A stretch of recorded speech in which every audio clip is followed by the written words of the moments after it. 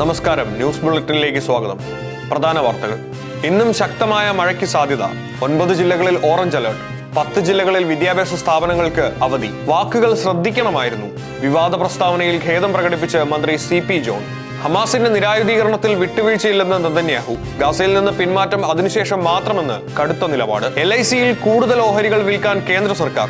വിപണിയുടെ ശ്രദ്ധ നിർണായക നീക്കത്തിലേക്ക്. ഗില്ലും സംഘവും ലങ്ക കീഴടക്കുമോ? പോരാട്ടത്തിന് കർട്ടൻ ഉയരുന്നു. വാർത്തകൾ വിശദമായി.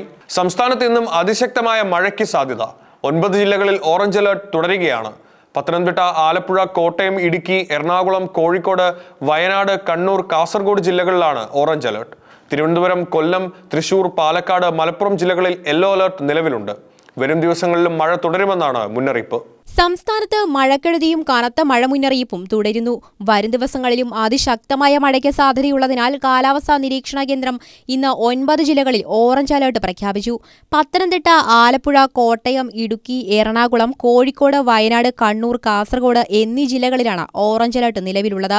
തിരുവനന്തപുരം, കൊല്ലം, തൃശൂർ, പാലക്കാട്, മലപ്പുറം എന്നീ ബാക്കി 5 ജില്ലകളിൽ യെല്ലോ അലർട്ടാണ് നൽകിയിട്ടുള്ളത്. ഓഗസ്റ്റ് 8 വരെ സംസ്ഥാനത്ത് ശക്തമായ മഴ തുടരാനാണ് സാധ്യതയെന്ന് കാലാവസ്ഥാ നിരീക്ഷണ കേന്ദ്രം വ്യക്തമാക്കുന്നു. കനത്ത മഴയുടെയും വെള്ളക്കെട്ടിന്റെയും പശ്ചാത്തലത്തിൽ മുൻകരുതൽ നടപടിയായി സംസ്ഥാനത്തെ 10 ജില്ലകളിൽ ഇന്ന് വിദ്യാഭ്യാസ സ്ഥാപനങ്ങൾക്ക് അവധി പ്രഖ്യാപിച്ചു. പ്രൊഫഷണൽ കോളേജുകൾ, അംഗനവാടികൾ, ട്യൂഷൻ സെന്ററുകൾ ഉൾപ്പെടെയുള്ള എല്ലാ പഠന കേന്ദ്രങ്ങൾക്കും അവധി ബാധകമാണ്. ഇടുക്കി, എറണാകുളം, പാലക്കാട്, കാസർഗോഡ്, തൃശൂർ, മലപ്പുറം, കോട്ടയം, കോഴിക്കോട്, പത്തനംതിട്ട, ആലപ്പുഴ എന്നീ 10 ജില്ലകളിലാണ് ജില്ലാ കളക്ടർമാർ അവധി പ്രഖ്യാപിച്ചിരിക്കുന്നത്.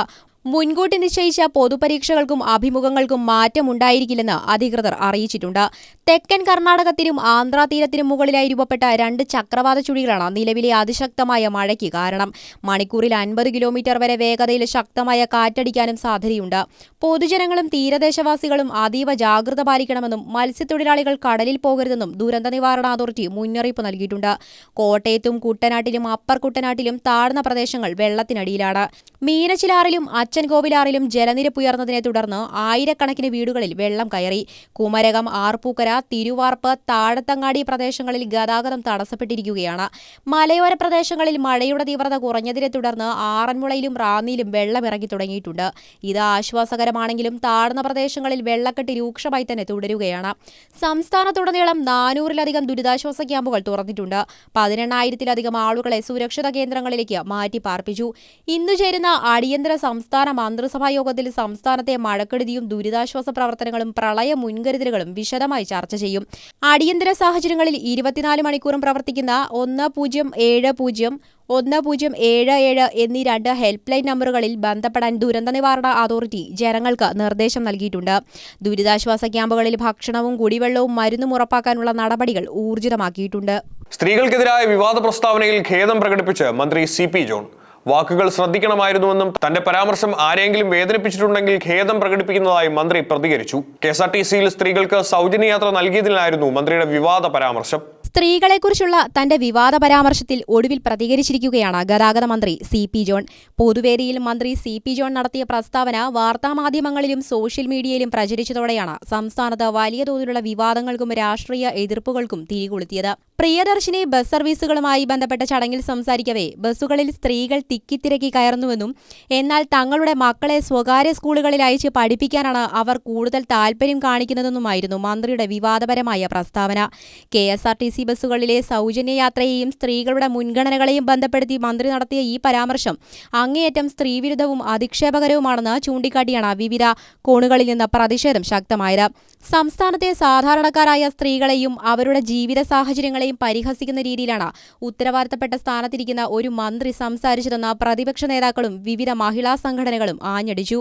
ജനപ്രതിനിധിയുടെ ഭാഗത്തുനിന്നും ഇത്തരമൊരു പ്രതികരണം ഉണ്ടാകാൻ പാടില്ലായിരുന്നുവെന്നും പരാമർശം തിരുത്തി നിരുപാധികം മാപ്പ് പറയാൻ മന്ത്രി തയ്യാറാകണമെന്നും ആവശ്യപ്പെട്ട് പ്രതിഷേധങ്ങൾ തെരുവിലേക്കും വ്യാപിപ്പിച്ചു. സോഷ്യൽ മീഡിയ പ്ലാറ്റ്ഫോമുകളിലും വലിയ രീതിയിൽ പ്രതിഷേധങ്ങൾ ഇരമ്പിയതോടെ സർക്കാരും ഭരണപക്ഷവും പ്രതിരോധത്തിലാവുകയും വിഷയം വലിയ രാഷ്ട്രീയ തർക്കമായി മാറുകയും ചെയ്യുകയായിരുന്നു. സ്ത്രീകളെക്കുറിച്ച് നടത്തിയ പരാമർശം പൊതുസമൂഹത്തിലും രാഷ്ട്രീയ വൃത്തങ്ങളിലും വലിയ തരംഗമായി മാറിയതോടെയാണ് മാധ്യമങ്ങളെ കണ്ട് തന്റെ നിലപാട് പരസ്യമായി തുറന്നു പറയാൻ മന്ത്രി CP ജോൺ തയ്യാറായത്. തിരുവനന്തപുരത്ത് മാധ്യമങ്ങളെ കണ്ടപ്പോഴാണ് മന്ത്രി താൻ നടത്തിയ പ്രയോഗങ്ങളിൽ പരസ്യമായി ഖേദം പ്രകടിപ്പിച്ചത്. പൊതുവേദികളിലോ ചടങ്ങുകളിലോ സംസാരിക്കുമ്പോൾ വാക്കുകൾ ഉപയോഗിക്കുന്നതിൽ താൻ കൂടുതൽ ശ്രദ്ധയും ജാഗ്രതയും പുലർത്തേണ്ടതായിരുന്നുവെന്ന് മന്ത്രി സ്വയം സമ്മതിക്കുകയുണ്ടായി. താൻ പറഞ്ഞ വാക്കുകൾ ആർക്കെങ്കിലും വിഷമമോ ബുദ്ധിമുട്ടോ ഉണ്ടാക്കിയിട്ടുണ്ടെങ്കിൽ അതിൽ നിരുപാധികം ഖേദം പ്രകടിപ്പിക്കുന്നുവെന്ന് അദ്ദേഹം അറിയിച്ചു. സ്ത്രീകൾ ആരെയും അടച്ചാക്ഷേപിക്കാനോ അപമാനിക്കാനോ താൻ ഉദ്ദേശിച്ചിട്ടില്ലെന്ന് വ്യക്തമാക്കിയ മന്ത്രി വിഷയത്തിലുള്ള വിവാദങ്ങൾ ഇതോടെ അവസാനിപ്പിക്കണമെന്ന് അഭ്യർത്ഥിച്ചു. സർക്കാരിന്റെയോ രാഷ്ട്രീയ കക്ഷികളുടെയോ ഭാഗത്തുനിന്ന് ഖേദപ്രകടനം നടത്താൻ തന്നോട് ആരും ആവശ്യപ്പെട്ടിട്ടില്ലെന്നും സ്വമേധയാ ആണ് ഈ തീരുമാനമെടുത്തതെന്നും അദ്ദേഹം കൂട്ടിച്ചേർത്തു. തെറ്റായ വ്യാഖ്യാനങ്ങൾ ഒഴിവാക്കാനും പൊതുജന മനസ്സിലെ ആശങ്കകൾ അകറ്റാനും താൻ നടത്തിയ തുറന്നുപറച്ചിൽ സഹായിക്കുമെന്നാണ് മന്ത്രി വ്യക്തമാക്കിയത്. ഖേദപ്രകടനത്തോടൊപ്പം പ്രിയദർശിനി ബസ് സർവീസിനെക്കുറിച്ചും സൗജന്യ യാത്രയെക്കുറിച്ചുമുള്ള തത്വാധിഷ്ഠിതമായ നിലപാടും മന്ത്രി വ്യക്തമാക്കുകയുണ്ടായി. ബസ്സുകളിലെ സൗജന്യ യാത്ര എന്നത് ആരുടെയും ഔദാര്യമല്ലെന്നും അത് ജനങ്ങളുടെ അവകാശമാണെന്നും അദ്ദേഹം പറഞ്ഞു. മന്ത്രി CP ജോൺ തനിക്കെതിരെ ഉയർന്ന വിമർശനങ്ങളിൽ ഖേദം പ്രകടിപ്പിക്കുകയും യാഥാർത്ഥ്യങ്ങൾ വിശദീകരിക്കുകയും ചെയ്തതോടെ ഈ വിഷയത്തിലെ രാഷ്ട്രീയ ചൂടേറിയ തർക്കങ്ങൾക്ക് അയവ് വരുമെന്നാണ് കരുതുന്നത്. ഹമാസിന്റെ സമ്പൂർണ്ണ നിരായുധീകരണം നടന്നാൽ മാത്രമേ ഗാസയിൽ നിന്ന് പിന്മാറുന്നുവെന്ന് നെതന്യാഹുവിന്റെ കടുത്ത നിലപാട്. ട്രംപിന്റെ മുൻ പ്രഖ്യാപനത്തിന് വിരുദ്ധമായ ഈ പ്രസ്താവന സമാധാന ചർച്ചകളിൽ പുതിയ അനിശ്ചിതത്വം സൃഷ്ടിക്കുന്നു. ചർച്ചകൾ തുടരുമ്പോഴും ഗാസയിൽ ആക്രമണങ്ങളും മനുഷ്യദുരിതവും അവസാനിച്ചിട്ടില്ല. രാഷ്ട്രീയ നിലപാടുകൾ കടുപ്പിക്കുമ്പോൾ സമാധാനത്തിലേക്കുള്ള വഴി കൂടുതൽ ദുഷ്കരമാവുകയാണ്. ഗാസയിലെ യുദ്ധാനന്തര സമാധാന ശ്രമങ്ങളെ സംബന്ധിച്ച് നിർണായകമായ ചില വാർത്തകളാണ് ഇപ്പോൾ പുറത്തുവരുന്നത്. ഹമാസിന്റെ സമ്പൂർണ്ണ നിരായുധീകരണം സാധ്യമാകാതെ ഗസയിൽ നിന്ന് പിന്മാറില്ലെന്ന കടുത്ത നിലപാടുമായി ഇസ്രായേൽ പ്രധാനമന്ത്രി ബെഞ്ചമിൻ നെതന്യാഹു വീണ്ടും രംഗത്തെത്തിയിരിക്കുന്നു. ഹമാസ് പൂർണ്ണമായും ആയുധം ഉപേക്ഷിച്ചതായി അമേരിക്കൻ പ്രസിഡന്റ് ഡൊണാൾഡ് ട്രംപ് നേരത്തെ പ്രഖ്യാപിച്ചിരുന്നെങ്കിലും നെതന്യാഹുവിന്റെ ഈ പുതിയ പ്രസ്താവന ആ അവകാശവാദങ്ങളെ തള്ളിക്കളയുന്നതാണ്. യുദ്ധം അവസാനിക്കുന്നതിനുള്ള നിർണായക വഴിത്തിരിവായി കണക്കാക്കപ്പെട്ടിരുന്ന സമാധാന കരാറിനെ ഇത് ഗുരുതരമായി ബാധിക്കുമെന്നാണ് രാഷ്ട്രീയ നിരീക്ഷകരുടെ വിലയിരുത്തൽ. ഹമാസ് പൂർണ്ണമായും നിരായുധീകരണം നടത്തിയതായി മുൻപ് ഡൊണാൾഡ് ട്രംപ് പ്രഖ്യാപിച്ചിരുന്നുവെങ്കിലും നെതന്യാഹുവിന്റെ ഈ പുതിയ പ്രസ്താവന പുതിയൊരു രാഷ്ട്രീയ പ്രതിസന്ധിക്കാണ് വഴി തുറന്നിരിക്കുന്നത്. യുദ്ധം അവസാനിപ്പിക്കുന്നതിനുള്ള സമാധാന കരാറുകളെ ഇത് എത്രത്തോളം ബാധിക്കുമെന്ന ആശങ്ക അന്താരാഷ്ട്ര തലത്തിൽ ഉയരുകയാണ്. നിലവിലുള്ള കരാർ വ്യവസ്ഥകൾ പ്രകാരം ഹമാസ് ആയുധം ഉപേക്ഷിക്കണമെന്നും ഗസയുടെ ഭൂരിഭാഗം പ്രദേശങ്ങളിലും നിയന്ത്രണമുള്ള ഇസ്രായേൽ ആക്രമണങ്ങൾ നിർത്തിവെച്ച് പൂർണ്ണമായും പിന്മാറണമെന്നുമായിരുന്നു ധാരണ. എന്നാൽ ഈ വിഷയത്തിൽ ട്രംപ് ഭരണകൂടവും നെതന്യാഹുവും തമ്മിൽ അഭിപ്രായ വ്യത്യാസങ്ങൾ നിലനിൽക്കുന്നുണ്ട് എന്നത് ഇപ്പോൾ പരസ്യമായിരിക്കുകയാണ്. ഒക്ടോബറിൽ നടക്കാനിരിക്കുന്ന തെരഞ്ഞെടുപ്പിൽ കടുത്ത രാഷ്ട്രീയ പോരാട്ടം നേരിടുന്ന നെതന്യാഹു രാജ്യത്തിന്റെ സുരക്ഷയ്ക്കാണ് താൻ മുൻഗണന നൽകുന്നതെന്ന് ആവർത്തിക്കുന്നു. തങ്ങളുടെ പൗരന്മാരെ സംരക്ഷിക്കാൻ ആവശ്യമായ എന്തു നടപടിയും ഇസ്രായേൽ സൈന്യം തുടരുമെന്നും അദ്ദേഹം മുന്നറിയിപ്പ് നൽകി.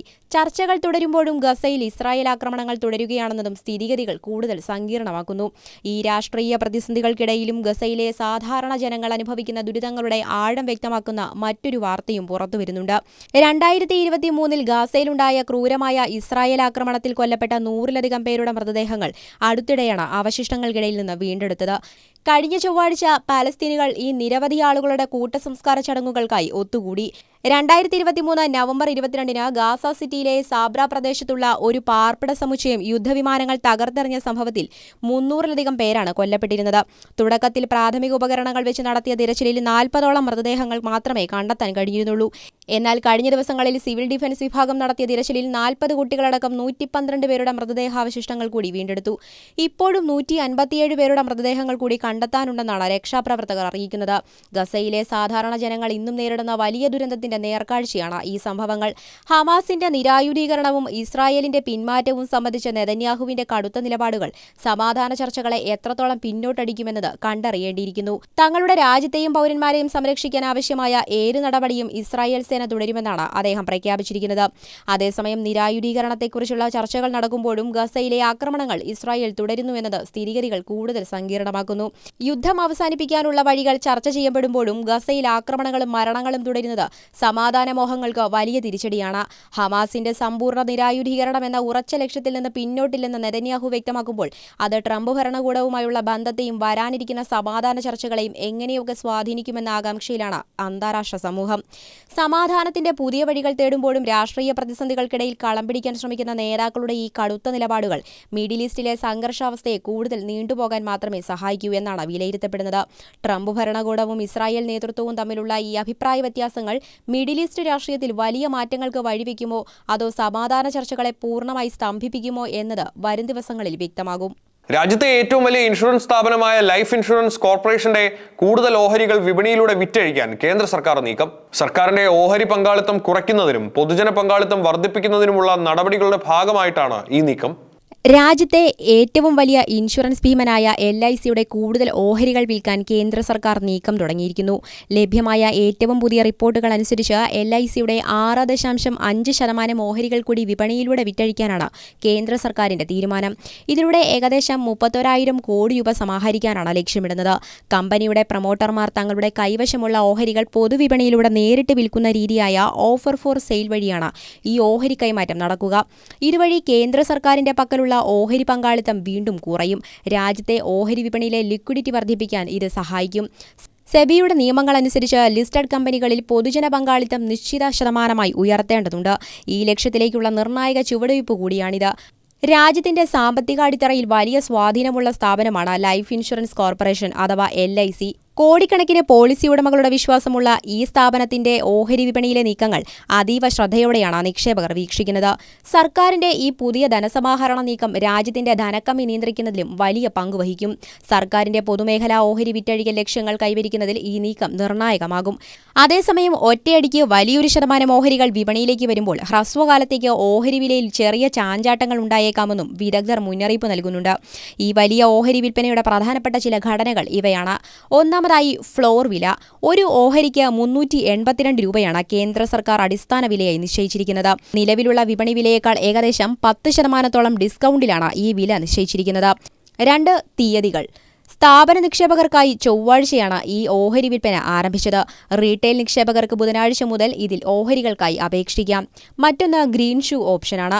2.5% ഓഹരികളുടെ അടിസ്ഥാന ഓഫറിന് പുറമെ അധിക ആവശ്യക്കാരുണ്ടായാൽ ഉപയോഗിക്കാൻ 4% വരെ വരുന്ന ഗ്രീൻ ഷൂ ഓപ്ഷനും ഇതിൽ ഉൾപ്പെടുത്തിയിട്ടുണ്ട്. ഇതുവഴി മൊത്തം 82 കോടിയിലധികം ഓഹരികളാണ് വിപണിയിൽ ലഭ്യമാകുന്നത്. എന്നാൽ സർക്കാരിന്റെ ഈ വലിയ പ്രഖ്യാപനത്തിന് പിന്നാലെ ഓഹരി വിപണിയിൽ LIC ഓഹരികൾക്ക് തിരിച്ചടി നേരിട്ടു. വിപണിയിൽ ഓഹരികളുടെ ലഭ്യത പെട്ടെന്ന് വർദ്ധിക്കുന്നതും നിലവിലെ കമ്പോള വിലയേക്കാൾ കുറഞ്ഞ നിരക്കിൽ ഓഹരികൾ വിൽക്കുന്നതും കാരണം LIC ഓഹരി വിലയിൽ 7.5 മുതൽ 8% ഇടിവാണ് രേഖപ്പെടുത്തിയത്. ഹ്രസ്വകാല നിക്ഷേപകരിൽ ഇത് ചെറിയ ആശങ്കയുണ്ടാക്കിയിട്ടുണ്ടെങ്കിലും ദീർഘകാല നിക്ഷേപകർ ഈ വിലക്കുറവിനെ എങ്ങനെ കാണുമെന്നാണ് വിപണി ഉറ്റുനോക്കുന്നത്. എന്തുകൊണ്ടാണ് സർക്കാർ ഇപ്പോൾ പെട്ടെന്ന് ഇത്രയധികം ഓഹരികൾ വിൽക്കുന്നത്? ഇതിന് പിന്നിൽ പ്രധാനമായും 2 ലക്ഷ്യങ്ങളാണുള്ളത്. സെബി മാനദണ്ഡങ്ങൾ, അതായത് ഓഹരി വിപണിയിൽ ലിസ്റ്റ് ചെയ്തിട്ടുള്ള കമ്പനികളിൽ പൊതുജന പങ്കാളിത്തം നിശ്ചിത ശതമാനമായി ഉയർത്തണമെന്നാണ് ചട്ടം. ഇതിനായി സെബി LICക്ക് നൽകിയിരിക്കുന്ന സമയപരിധി 2027 മെയ് മാസമാണ്. നിലവിൽ സർക്കാരിന്റെ കൈവശം 96.5% ഓഹരികളാണുള്ളത്. ഈ വിൽപ്പന പൂർത്തിയാകുന്നതോടെ സർക്കാരിന്റെ ഓഹരി പങ്കാളിത്തം 90% കുറയും. കമ്പനിയുടെ ഭരണം സർക്കാരിൽ തന്നെ നിലനിർത്തിക്കൊണ്ട് തന്നെ പൊതുപങ്കാളിത്തം വർദ്ധിപ്പിക്കാനാണ് ഈ നീക്കം. മറ്റൊന്ന് സർക്കാരിന്റെ ധനസമാഹരണം. നടപ്പു സാമ്പത്തിക വർഷത്തെ കേന്ദ്ര സർക്കാരിന്റെ പൊതുമേഖലാ ഓഹരി വിറ്റഴിക്കൽ ലക്ഷ്യങ്ങൾ കൈവരിക്കുന്നതിൽ ഈ 31,000 കോടി രൂപയുടെ ഇടപാട് നിർണായകമാണ്. വിപണി വിദഗ്ധരുടെ വിലയിരുത്തലനുസരിച്ച് ഈ ഒറ്റ കച്ചവടത്തിലൂടെ സർക്കാരിന്റെ ഈ വർഷത്തെ നിക്ഷേപ ലക്ഷ്യങ്ങളുടെ 3/4 കൈവരിക്കാൻ സാധിക്കും. മുൻപ് LIC ഓഹരികൾക്ക് 1:1 അനുപാതത്തിൽ ബോണസ് ഓഹരികൾ നൽകിയിരുന്നത് ചില്ലറ നിക്ഷേപകർക്ക് ഓഹരി വില കൂടുതൽ പ്രാപ്യമാക്കാൻ സഹായിച്ചിരുന്നു. ചുരുക്കത്തിൽ ഇന്ത്യൻ ഓഹരി വിപണിയിലെ എക്കാലത്തെയും വലിയ പൊതുമേഖലാ ഓഹരി വിൽപ്പനകളിലൊന്നായി ഇത് മാറിക്കൊണ്ടിരിക്കുകയാണ്. വരും ദിവസങ്ങളിൽ ഈ ഓഹരി വിൽപ്പനയുടെ ഔദ്യോഗിക തീയതിയും വിലനിർണ്ണയവും സംബന്ധിച്ച കൂടുതൽ വിവരങ്ങൾ പുറത്തുവരുമെന്നാണ് പ്രതീക്ഷിക്കുന്നത്.